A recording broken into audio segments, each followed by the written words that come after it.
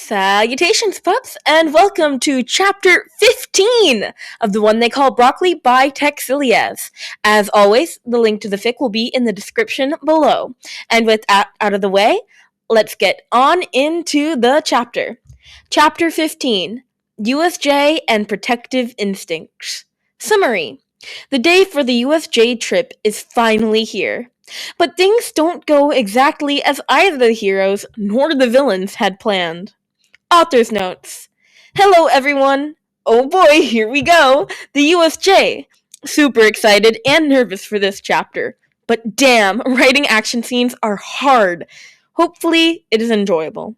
Trigger warnings. Canon typical violence, blood, feral Izuku, panic attacks, dissociation. Let me know if I missed any. Izuku's point of view. Izuku should have known that morning that something would go wrong. It had all started with Shota leaving for work earlier than usual. And not only was he leaving early, he was also leaving their apartment alone, claiming he had to get some things ready for the school trip. Meanwhile, Toshi had the morning off and would arrive later for the trip to the USJ. It shouldn't have been a big deal. Shouldn't have rang any warning bells. But looking back, Izuku couldn't help wondering if he could have somehow prevented this, had he only known. And remembered to be on time. The bus leaves at exactly 1 p.m., Shota repeated, for what must have been the 100th time, standing by the door and checking his bag to see that he had everything. Shota, it's fine. I can get to work on my own, Toshi chuckled, grinning at his husband's fussing. Now go before you are the one getting late, he added, leaning back against the wall in the hallway. From the entryway to the kitchen, Slushy and Broccoli watched the whole thing, amused at their usually calm and collected dad fussing and running around the apartment. Right, Shota sighed, dragging a hand through his already messy hair. The man seemed to hesitate for a moment, glancing between Toshi and the door. But then he seemed to make a quick decision, and he leaned up to press a chaste kiss to his husband's cheek, making the taller man blush. Broccoli perked up from where he was sitting on the floor, his eyes widening. In his mind, he heard Nana squeal with a warmth spreading inside their shared chest at the display. Shota stepped back from his partner and cleared his throat, a small blush covering his own cheeks. I'll be off now. And don't be late, Shota reminded him again before he rushed out the door. After the door closed, Toshi silently raised a hand to his cheek, eyes gleaming with tears and a small smile forming on his face. Finally! Nana cheered, floating over to Toshi and grinning widely, obviously happy to see her son and his partner slowly getting back together. Broccoli felt happy at that small display of affection, too, and he found himself purring contentedly. After all, that was the most tender moment he had seen between his dads since their big fight a month ago. But a full minute later, the whole thing went from being cute to worrying, because Toshi was still just standing there and watching the door, seemingly frozen in place.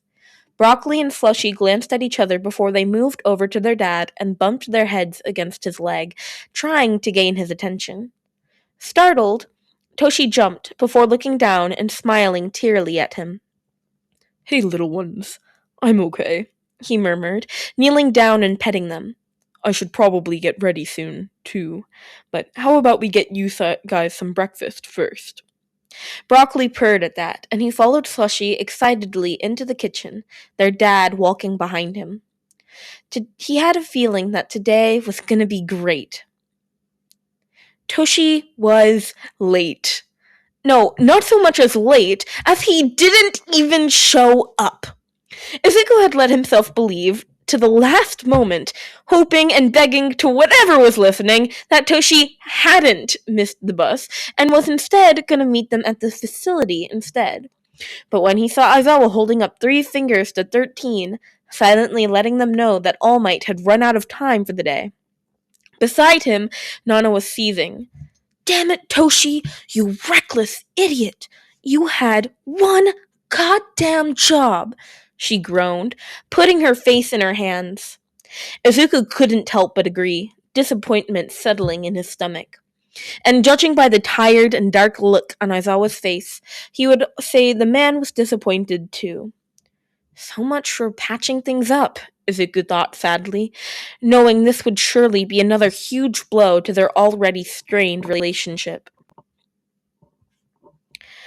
Despite the heavy feeling in his chest, Izuku tried not to let the lack of All Might bother him. Instead, he tried to focus on his earlier excitement of finally seeing the USJ with his own eyes, as well as meeting 13 for the first time. I wonder if they would give us an autograph, he wondered, hand absent-mindedly moving to one of the many pockets of his costume, this one containing his travel-sized notebook. But then, while they were listening to 13's long speech, Danger Sense suddenly picked up. And it picked up something really, really bad. The intense pain made him nearly black out, and he took a step back as if he had been punched, pressing a hand to his eye and gritting his teeth with a hiss. The pain kept getting stronger, and, running on pure instinct, Izuku took another step back, widened his stance, and growled, the low and threatening sound echoing throughout the facility. His hair was standing on edge as he stared intensely towards the center of the plaza, his whole body tense with the conflicting need to either fight or flight. In this state, Izuku hadn't noticed, but at the sound of his growl, 13 stopped mid-sentence, and all eyes turned to look at him in confusion. Some of the students nearest him even took a few steps back once they saw the feral look on his face. Midoriya? Aizawa asked hesitantly, taking a step towards his student before his eyes widened and he turned around, following Izuku's gaze and looking towards the plaza. We need to leave now, was all Izuku managed to grit out before a portal opened up in the middle of the plaza and villains started trickling out. All Izuku could do was stare helplessly as his dad, his teacher, his hero, threw himself headfirst into danger. He can't fight that many at once. He's gonna die. Come on, kiddo. We need to go. Just trust Shota, all right? The Vestigist told him, pulling at his brain and urging him to follow his retreating classmates. But he's... Izuku didn't even get to finish that thought before Danger Sense sparked up again, warning him of something coming towards them. And without thinking, he turned around and ran towards his classmates, putting himself between them and the oncoming danger just a second before that damn mist villain from the before teleported right in front of them. Izuku growled at the villain, but it seemed completely unbothered, instead just standing there and telling them about their plans of apparently killing All Might. They are here to kill Toshi? Nana said faintly, sounding distressed. I won't let them, Izuku growled, an anger like he had never felt before flaring up in his chest. But before he could even do anything, his head pulsated with agonizing pain, and it took everything in him to just stop himself from blacking out. If the villains didn't manage to kill him, Izuku was sure that his own damn head would do the trick just fine. Through squinted eyes, Izuku could see Kachan and Kirishima charging forward, and he barely managed to grit out a weak, don't, before it was too late, and they were all surrounded by a thick purple fog. Not being quick enough to escape, Izuku got teleported somewhere.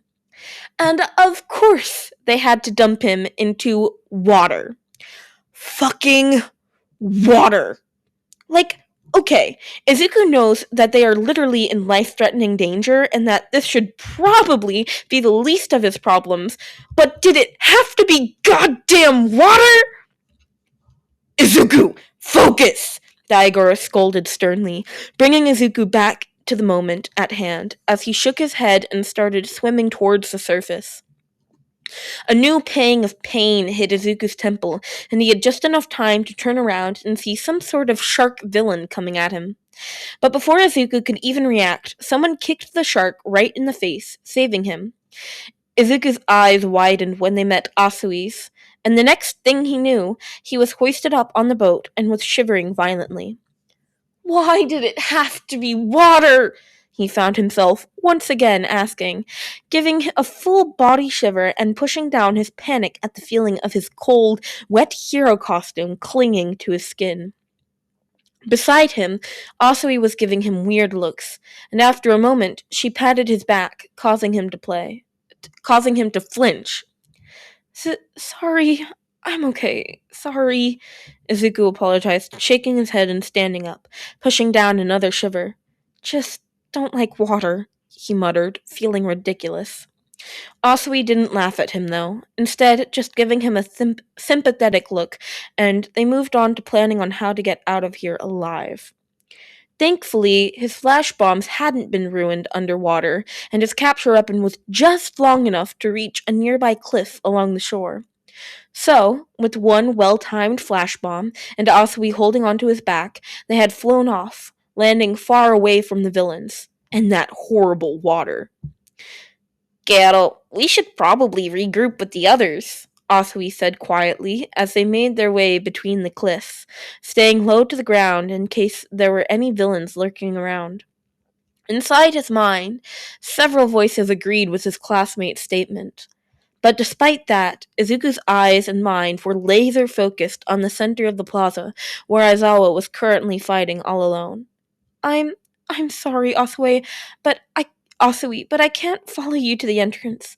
I need to make sure that Aizawa-sensei is okay, he whispered, barely stopping himself from flinching when the vestiges started to loudly scold him over what a stupid idea that was. I won't get in his way, and I don't know how much help I'll actually be, but I need to do something, he continued, begging the vestiges and his classmate to understand and to not try and stop him. Beside him, he felt Asui tapping his arms, and he looked at her. I understand, Gato, and I won't stop you, Midoriya, because I'm coming with you, but if it gets too dangerous, then we need to leave, Gato. Izuku sagged with relief and flashed her a tense smile. Thank you, he whispered. And so, despite the vestiges' warnings, he and Asui headed towards the center of the plaza. Towards the countless villains. When they arrived at the plaza, they immediately ducked behind some rocks, and they were both relieved and awed at the way Eraserhead was fighting. He's so cool, Izuku thought, pride swelling in his chest. But the longer he watched, the more uneasy he started to feel. Something was wrong, and he frowned when he took notice of the way Aizawa was slowing down. He's getting tired. He's getting tired, Hikage pointed out, the others agreeing, worry and fear flooding their minds. The next thing they knew, they saw the hand villain get a hold on Aizawa's arm, and they all stared in mute horror as the man's elbow started to crumble under his fingers. Recognition lit up in Izuku's mind, and he barely managed to hold back his shocked gasp as the memory of a dust-covered desk flashed before his eyes. No way. Thankfully, Eraserhead managed to get out of the villain's grip before his quirk could do any more damage. The hero was breathing heavily, hair and scarf flowing around him as he continued to fight. But Izuku couldn't focus, too busy zeroing in on the villain and his bright red shoes, feeling sick to his stomach. The sound of a raspy laugh broke Izuku out of his thoughts, and he looked up to see the hero and the villain facing each other. The villain threw his arms out, spreading them wide. Wow, you really are so cool, Eraserhead, the villain drawled, sounding almost genuine in the compliment. Izuku winced at those words. As much as he wished other people saw his hero's greatness, this was not someone he wanted to be an Eraserhead fan. By the way, I'm not the last boss, the villain then said dismissively, waving his hand at something. That was all the warning that any of them got before a bulking, horrifying monster was suddenly behind Aizawa. The man didn't even have a chance as it lashed out. All Izuku and Asui could do was sit there, hiding behind a rock, and stare in horror as their teacher got beaten to the ground. The sound of bones getting crushed and snapping in half would forever haunt Izuku's worst nightmares. Izuku's blood ran cold, and he couldn't move. He couldn't breathe. He couldn't do anything. And for once, every single voice in his head seemed to scream the same thing. He's gonna die! When Izuku finally found his voice, all he could let out was a terrified, quiet, Dad, no, followed by a sob. Beside him, Asui said something, just as quietly, but Izuku didn't hear her over the sound in his ears. The hand villain was walking towards Shota, a hand reaching out, and all Izuku could see was dust, and he had to do something. Before he had time to even think, Izuku jumped over the rock they had been hiding behind and rushed towards Shota. He wasn't going to make it. He was too slow, too weak, too useless. Heart pounding like crazy and feet thundering against the pavement, Izuku didn't even notice as green lightning started to flow around his limbs. Reaching out a hand, Izuku let out a desperate, Dad! Causing the villains to stop and gaining their attention. The next thing Izuku knew, the hand villain was reaching out for him instead.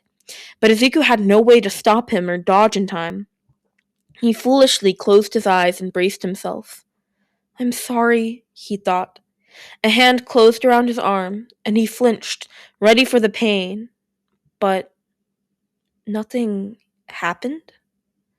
Izuku heard the villain mutter something, and he opened his eyes to see the teen reaching back his hand before they turned around to look at the ground. You really are the coolest hero, Eraserhead, the villain said, and Izuku followed his gaze, only to suck in a violent breath when he met Shota's wide, red eyes staring at them. For a moment, time slowed down, and all Izuku could think in that moment was about how terrified Shota looked, and how much he wished to never see so much pain and regret in those eyes ever again. But then the monster moved, and a loud bang echoed throughout the building as it slammed down Shota's head into the ground. Izuku's eyes widened, and his heart stopped at the sight of blood, of Shota's blood, spilling across the pavement. Panicked, Izuku pushed the hand villain away and reached out again, intending to shoot his capture weapon at the monster and drag him away from Shota. But instead of fabric, black tendrils appeared and did exactly that, only much stronger than any scarf could ever hope to be. The tendrils wrapped around the villain, and with the growl, Izuku tugged hard, getting the villain away from his family. Izuku barely registered Daigoro's shocked gasp, or the burning pain shooting through his arms, or even how the monster went flying to the other side of the plaza. No, he was way too busy running towards Shota's side, checking for a pulse, and begging to whatever was listening that he wasn't too late. Please. I can't lose any more. Please. He only let himself breathe again once he felt the pulse. It was weak and faint, but it was there. Shota was still alive. Distantly, he heard the vestiges screaming at him, pulling at his brain and telling him to get up. You!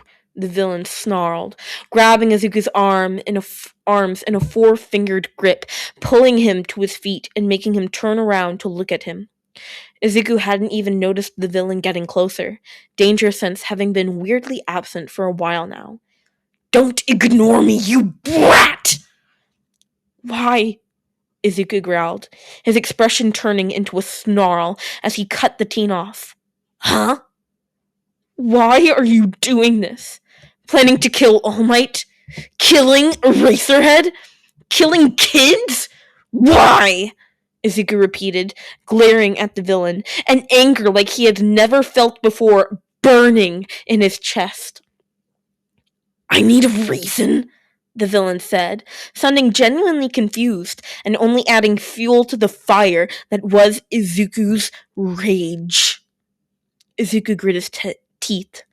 Yes, you need a goddamn reason, he yelled, throwing his free hand up into the air. Izuku, Nana scolded. Don't interrogate him, she hissed, appearing next to them and putting her hands up in front of Izuku, trying to get the boy to calm down. It's okay, Hikage cut in. My quirk isn't detecting any danger. But Izuku, listen. Right now, he's not planning to attack, but you still have to be careful. We don't want him to get too mad. Too mad? Too fucking mad? Why the hell should I care how the villain feels after he did that to Shota? He needs to pay. Izuku! Yuichi scolded loudly, making Izuku flinch. We know you are furious. Believe us, we are too. But now is not the time to let your emotions control you. You need to calm down. Despite the burning rage in his chest, Izuku knew they had a point, and he listened. With great difficulty, Izuku took a deep, shuddering breath, begging his raging emotions to go away so he could think. When he turned back to the teen, who was just creepily standing there. Why are you doing this? Izuku repeated coldly, glaring right at the villain. The teen paused and looked him up and down, and then, to Izuku's frustration, the bastard laughed. He laughed like Izuku had just told him a great joke, before removing the disgusting hand covering his face and smiling way too widely at him. Wow, you really are no ordinary NPC. I can definitely see the resemblance now, the teen chuckled, his smile turning manic. I'm surprised you're here, but glad we found you. He's gonna be so happy when we bring you back. Izuku had already figured out who this teen was, considering the glaring, obvious red shoes and the destructive quirk. But that didn't mean he still wasn't a bit disturbed at the fact he had apparently gone shoe shopping with a villain. And also, what the hell was he talking about? Izuku swallowed thickly. Who? He started to ask, only to get interrupted by another villain, the one with the teleportation quirk, showing up right next to them. Shigaraki, the mist villain said. I am afraid that one of the students managed to escape. Heroes will arrive here shortly. At the mention of the villain's name, Izuku felt the vestiges freeze inside of him. And he felt, more than heard, Yuichi gasp, confusion, panic, and grief overflowing in their mind. Damn it, Kurogiri! The villain, Shigaraki, swore. Oh well, change of plans, I guess, so long as we bring back this guy, he said, grip tightening on Izuku's arm and making him wince. It will all be worth it, Shigaraki chuckled. Izuku felt his stomach drop at those words, panic settling in his chest. But before we go, how about we kill some hero brats for All Might to find? Shigaraki hummed, putting the hand mask back over his face. With no further warning, Shigaraki turned around and, with his free hand, he reached for Asui, who had at some point moved closer and was hiding behind one of the nearby rocks. Izuku's eyes widened, and he finally felt himself able to move again, twisting Shigaraki's arm to get out of his grip and flipping him over his shoulder. Shigaraki groaned and stood up. What the fuck was that for? He started to say, furious red eyes looking at him, and danger sense kicking in. Izuku braced himself, taking a stance and growling while he faced the villain, with Asui and Shota behind him. But then, before anyone could move, another bang echoed throughout the building, making them all stop in their tracks. This time, the bang was coming from the entrance of the building, and Izuku felt himself almost collapsing with relief when he saw All Might enter the USJ.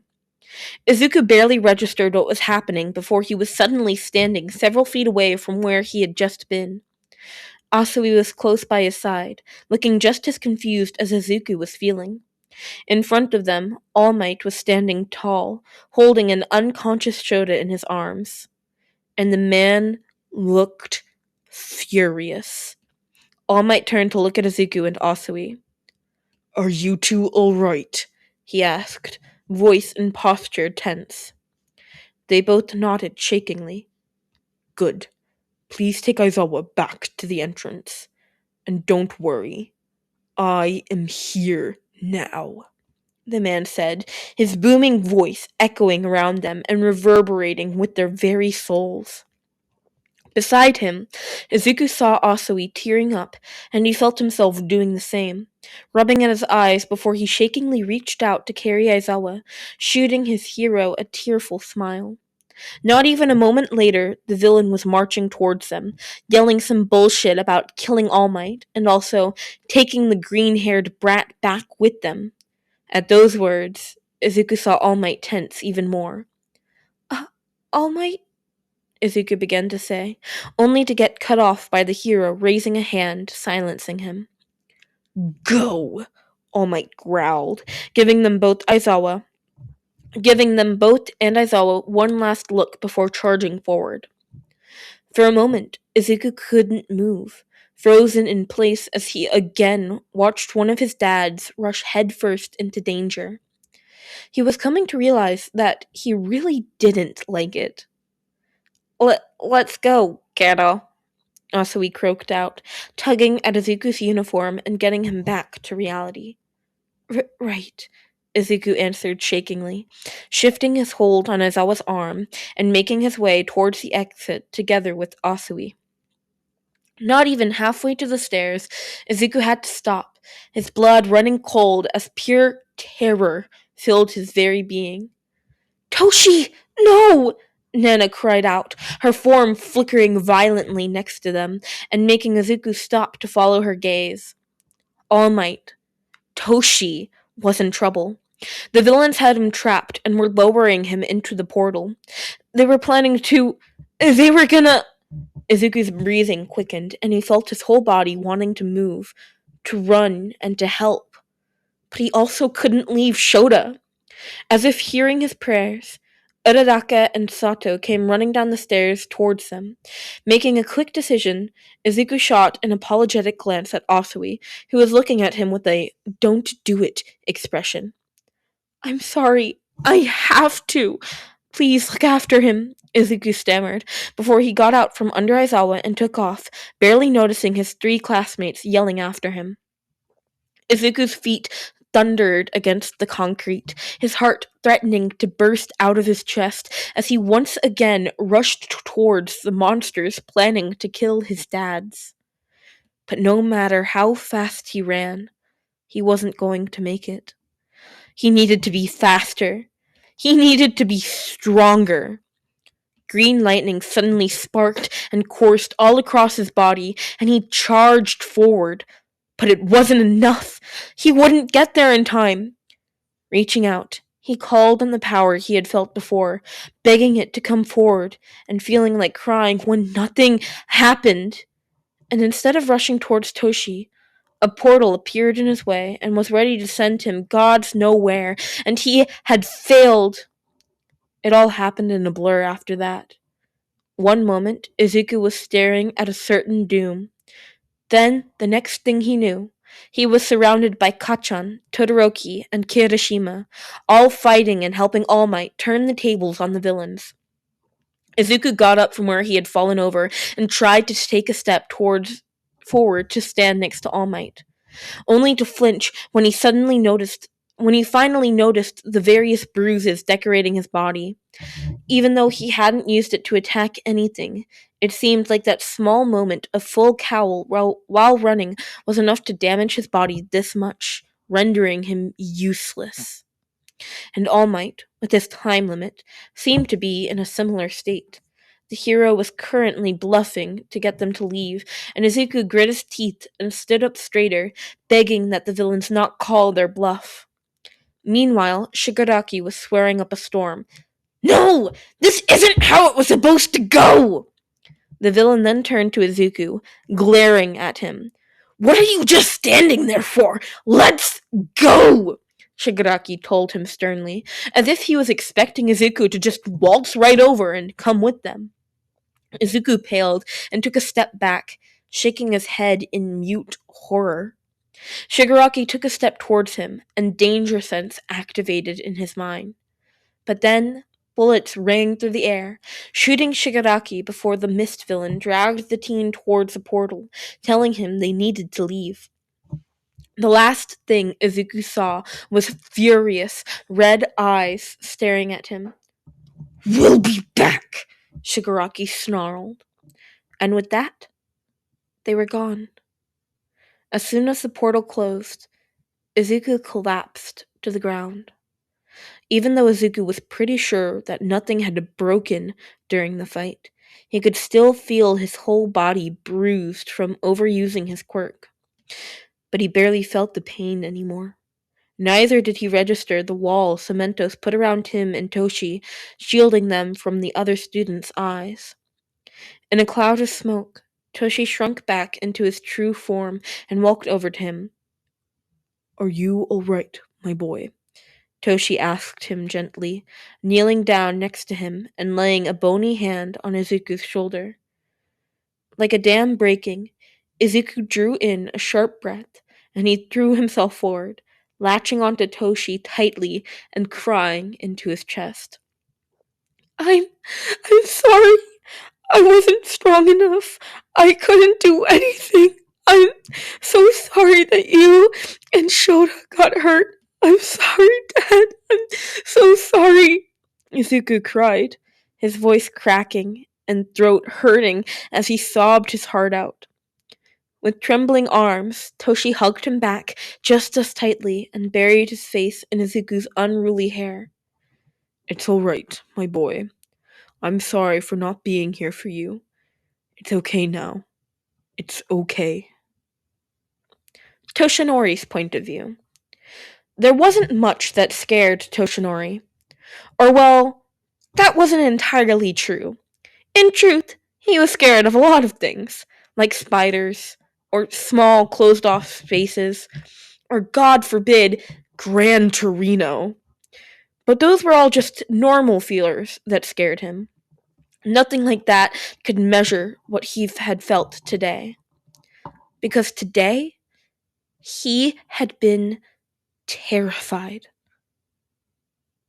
In just one short moment, Toshinori had almost lost everything. Again.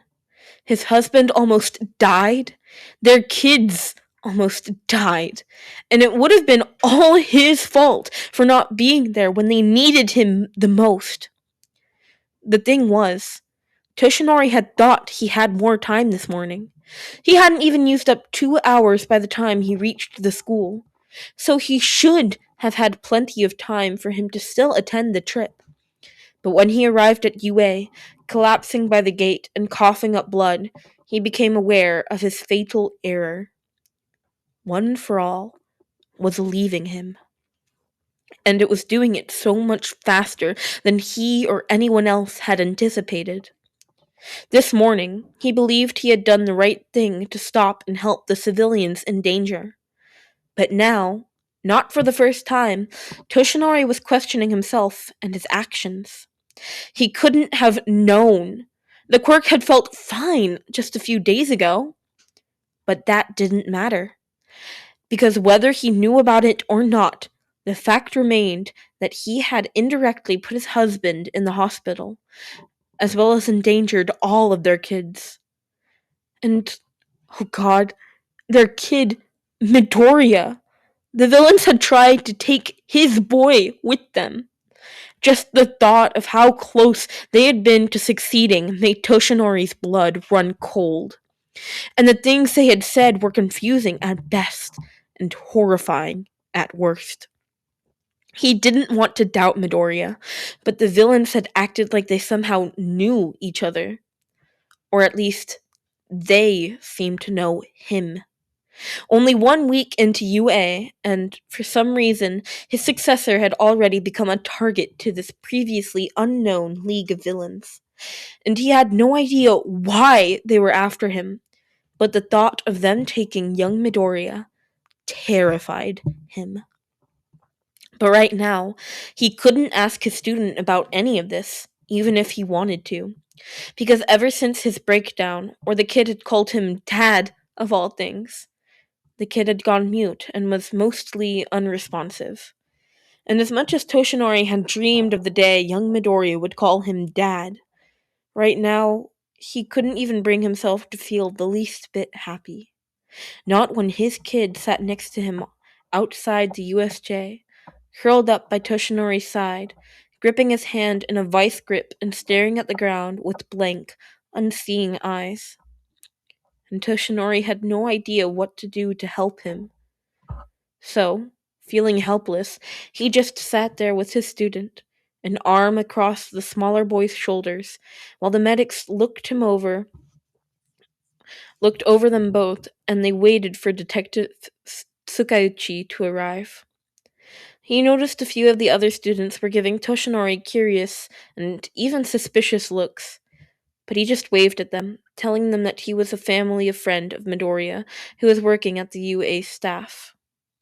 Thankfully, that seemed to be good enough, and no one questioned him after that, though young Bakugo was staring at him with clear suspicion in his eyes, looking between him and the hurt boy curled up by his side. It was to be expected, after all, if their families were as close as it seemed, that Bakugo would see through his lie. But as long as the boy didn't call him out on it, it should be fine. So Toshinori tried to ignore the death glare as much as he could, instead looking out at the rustling of medics and heroes. He kept glancing at the ambulance, where they were looking after Shota, worry tying in knots in his stomach. He really wanted to go with his husband, but until he left a statement, he wasn't allowed to leave the premises, and he wasn't sure he could leave Midoriya right now anyway, not while his boy was in this state. With a heavy heart, he watched the ambulance drive off. Please be all right, Sho, he thought, guilt and regret laying heavily in his chest. As if sensing his worry, Midoriya leaned more against him, one of his bruised hands giving Toshinori's own a squeeze. But when Toshinori looked down, Midoriya was still not looking at him, instead staring blankly at the ground. Toshinori sighed and hugged the boy closer, squeezing his shoulder with one hand and holding his hand with the other, being mindful of all the bruises covering the boy's small body. They sat in silence until Tsukauchi finally arrived. By then, Midori had started to come back and was blankly looking around the area, though he was still keeping a death grip on Toshinori's hand. Midori Izuku, I presume? I'm sorry, but I'm going to need to ask you some questions, Tsukauchi said gently, kneeling down in front of Toshinori and Midoriya. The boy nodded numbly, his gaze turning back to the ground. Tsukauchi sent Toshinori a worried glance, and all Toshinori could do in return was a sad look of his own. He was still not used to this, and he was feeling so useless. Truth was, he needed Shota. All right, please let me know if it becomes too much, Tsukuchi said softly, turning back to look at Midoriya. One of your classmates, Asui Suyu, told me you were talking to one of the villains, and she also told me he seemed to know you. Can you tell me what you were talking about and how you know him? Izuku swallowed and ducked his head further, hiding it slightly against Toshi's side. I met him once before, but I didn't know he was a villain, the boy stammered, every word sounding like they caused him physical pain to force out. Toshinori frowned and rubbed a hand against the boy's trembling shoulder, holding him closer. When and where did you meet? Tsukuchi asked. The the day after the entrance exam, in this store, buying, shoes. We both needed quirkless shoes, and there was only one pair left. He, helped me convince the cashier to go and look for an extra pair, and then, after I paid, I left quickly. And you haven't seen him after that? No. And you have no idea why he apparently wanted you to go with him today? Toshinori's stomach turned at that question, feeling sick. I have no idea, the kid sobbed, the sound heartbreaking. Midoriya was trembling like a leaf while holding on to Toshinori like he would die if he let go. I see, Sukuuchi answered with a sigh, looking like he wanted to ask more but holding himself back. The man ran a hand through his hair and frowned. Could you please tell me a lie? Huh? Midoriya said, the question seemingly catching him off guard. Just any lie. For example, what color is your hair? Wrong answers only. Sukuuchi explained gently. Oh, purple? Midoriya said hesitantly, leaning back so he could look at the detective and wiping away some of the tears. Sukuuchi's shoulders visibly relaxed and he smiled at Midoriya. Okay, thank you. Well, it seems like my quirk works, and you have been nothing but honest so far. So we can rule out you working together with those villains. Midoriya flinched back as if he had been slapped, and Toshinori recoiled at the accusation. Sukuuchi! Toshinori hissed, his grip tightening around his successor. Protectively. Calm down, Yagi. Right now, everyone is a suspect. And the fact is, the villains want something with Midoriya. That is undeniable. I simply wanted to be sure he was innocent in all of this. Midoriya suddenly tensed next to him, muttering something. Midoriya? Toshinori asked, wrestling his shoulder gently. The boy paled, and he turned towards Toshinori with wide, terrified eyes. His name is Shigaraki. Huh? Toshi asked, wondering if he had missed something. All might, that villain, his name is Shigaraki. That's Yoichi's, the first user's, last name. And also his brother's, All for One's, last name. Not to mention the villain, he uses quirkless shoes, despite having a quirk. The boy was now near hysterics, his voice high-pitched in his panic. Toshinori's eyes widened. You don't think? I have no idea, Midoriya stressed, clutching a hand to his head as if in pain. But the vestiges are freaking out! Shit. As soon as Toshinori was discharged by Recovery Girl, and he rushed home to pack some things for Shota and to go and visit him at the hospital. He felt bad about not walking young Midoriya home, considering the amount of damage the boy had taken and how tired he probably was after he got healed.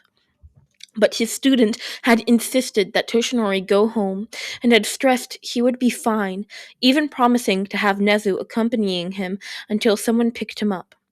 So, feeling almost sick with worry, he hurried home, wanting to get to the hospital as soon as possible. He tried not to think about the villains, tried not to think about how his arch nemesis could very much still be out there, or how that vile villain could have managed to produce a son. No, he tried not to think about any of it, because right now, he needed to get to Shota. His husband needed him. All of the other things could wait. While packing, he didn't even notice Broccoli coming home. But it didn't take long before the kitten had made his presence known to him, because the whole time while he was packing, Toshinori kept almost tripping over Broccoli, who was running around his feet, meowing insistently at him and trying to climb him. Not now, Broccoli. I need to go meet Shota. He was hurt very badly today, he tried to explain, but the kitten didn't care and just continued getting in his way, even going so far as to jump into the bag he was trying to pack. Broccoli, No, Toshinori sighed, pinching his nose before lifting the kitten out and closing the bag. He was kneeling down to put his shoes on when he felt something jump up on his back, and he groaned, resting his forehead against his knee. Broccoli, I need to go, he groaned, trying to reach back for the kitten, but the cat kept avoiding him. I don't have time for this. When he finally managed to grab the cat, he lifted him up into the air and held him at arm's length. Broccoli struggled and meowed at him, looking miserable. Toshinori felt his heart clench painfully at the sight, and he hugged the cat close to his chest. It's okay, little one. I know you're worried, but you can't come with me, he explained softly, petting the cat. Broccoli meowed again, looking up at him through wide and pleading green eyes. I guess I could call and ask the hospital if it's okay, he suggested hesitantly. Immediately, Broccoli's ears perked up and he purred loudly, earning a watery smile from Toshi. Fine, I'll call them, but no promises. If they say no animals, then that means you can't come, okay? Broccoli didn't answer and just kept staring at him until Toshi sighed and picked up the phone. Central Hospital speaking, the monotone voice of the receptionist answered. Hello. My husband, Eraserhead, civilian name Aizawa Shota, was badly injured, and I was just about to head over to see him. But, I was wondering what your policy surrounding animals at the hospital is. Sorry, sir. Pro-hero or not, no pets allowed. Toshinori glanced down at the kitten, who was still watching him with pleading eyes. I understand, but it's a young, quirked cat, ma'am, and he's really worried about his family member being hurt. There was a pause. It has a quirk? She asked, sounding shocked, yet curious. Yes, it is confirmed that he has an intelligence quirk, and is believed to have the same awareness of a human child. And again, he is really worried. Hold on a moment, the receptionist said. There was some rustling at the other side, along with hushed voices. All right, you may bring him, but don't walk around the hospital unnecessarily. Only visit your family member, and don't bring him to any other departments. Of course. Thank you, ma'am. And with that, they hung up. Toshi sighed and put his phone away. Looks like you're going to visit the hospital, he said, glancing down at the kitten. Broccoli purred loudly and bumped his head against Toshi's chin, causing him to chuckle. Yes, let's go. But you gotta stay close to me, alright? No running off on your own, or you might get kicked out. Author's notes.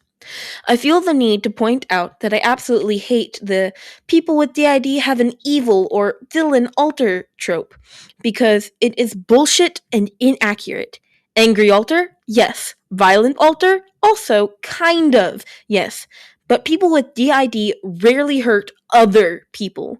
They hurt themselves the most, and I am so sick of the alter is secretly a psychopath or a serial killer idea, because it's so far from the truth of how this actually works and is such a damaging thing. Although I do love the idea of body sharing and dark stories with similar ideas, I just hate when it's described or excused as DID. It just sits so wrong with me to use a real diagnosis in such a wrong and harmful way. So, with that said, no, that is not where this is going. This is a spoiler, but I feel like I have to make this clear. Izuku is not evil, nor is he a villain. But there is a connection between Izuku and the villains. So while it looks hella sus right now, please keep that in mind.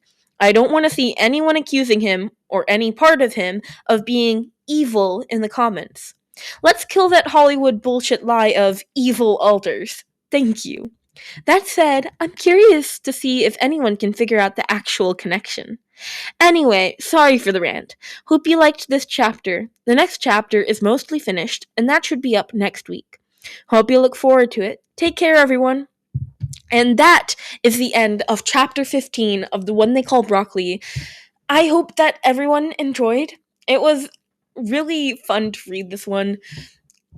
Not because it's sad, Or actually, it is fun to read because it's sad. It's fun to read because I get to act. And I feel like I did a very good job of acting this time. Also, sorry for that little pause when Toshinori, Tsukuichi, and Izuku were all talking. There was a roach I had to kill. I had to kill a roach. I used rubbing alcohol, and I basically drowned a roach in rubbing alcohol. So that was fun. But I'm also at a different place. That's why there's no desk squeaks, but there still might be squeaks from my chair.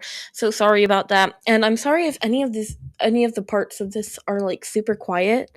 I'm sitting a little further away from my mic, so that's my oopsie. With all that being said, I really hope that you guys enjoyed this video.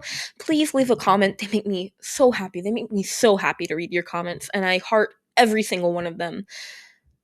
Almost every single one of them. There's one comment I've not hearted. But all that said, thank you guys so much. I love you all, and I'll see you tomorrow. Bye, pups.